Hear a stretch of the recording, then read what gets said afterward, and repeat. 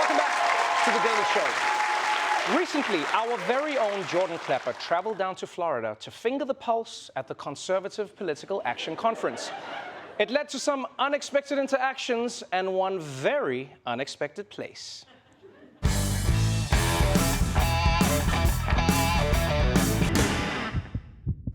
Every year, CPAC brings together all the brightest minds and salespeople in the conservative world. And with the world careening from crisis to crisis, I've come to Orlando to find out where their movement is going and brace myself for what's to come. People are asking the question, who the future of the Republican Party is. Trump.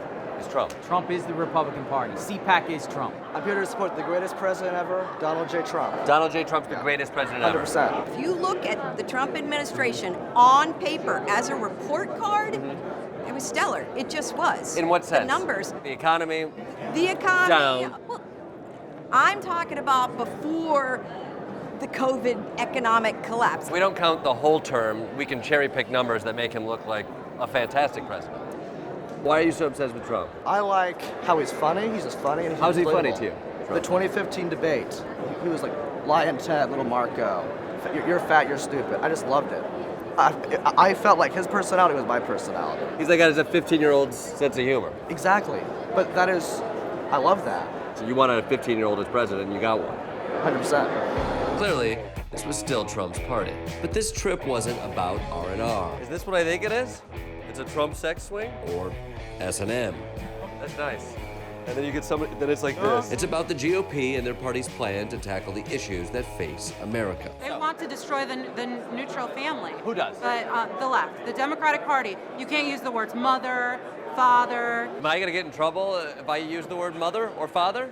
They'll try to correct you. What do you think of the trans issue right now? That seems to be a big talking point here. I don't think it should be indoctrinated into kids. Indoctrinated in what way? Indoctrinated in what way? Putting trans flags in elementary kids' schools' rooms because they're pretty colors. Those flags, they offend you. They don't offend me. I think they cause problems for young people. To see a flag like that in their school. No, to have colors like that and then associating it to something else. What are the colors? I actually don't even think I know the colors. Neither do I. But they're pretty offensive.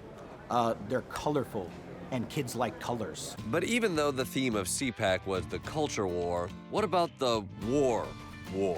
Whose fault is what's happening in Ukraine right now? Well, of course, it's Biden's fault. He didn't do anything to protect that nation, to protect those people. When you look at what happened between Russia and Ukraine, you have to point the finger at the leader of the United States of America. Of course, you have to. Biden helped make Ukraine so important by all of the dealings that they were doing in it. How should a leader handle someone like Vladimir Putin? Peace through strength. Peace through strength. What do you think about Donald Trump when he called Vladimir Putin a genius? Was that him being tough?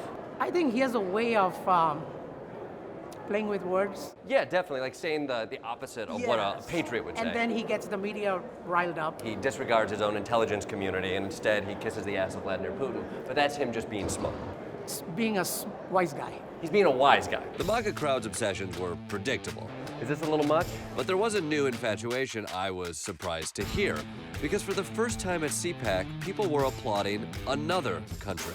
Hungary's on the forefront.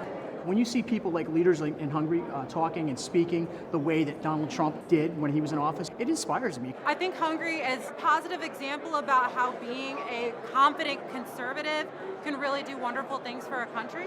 That's right. Conservatives here were looking for inspiration from Hungary, the Central European country that's been steadily sliding away from democracy under its right-wing leader, Viktor Orban.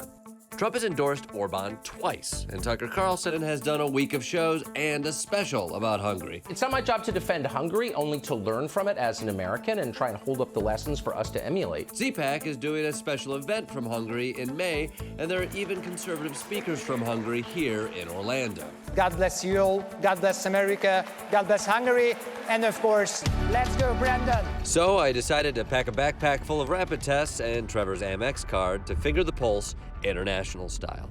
I arrived in beautiful Budapest to find out how similar these two movements really are. What do you think about what's happening with Ukraine? What's happened there, it's not Putin's fault.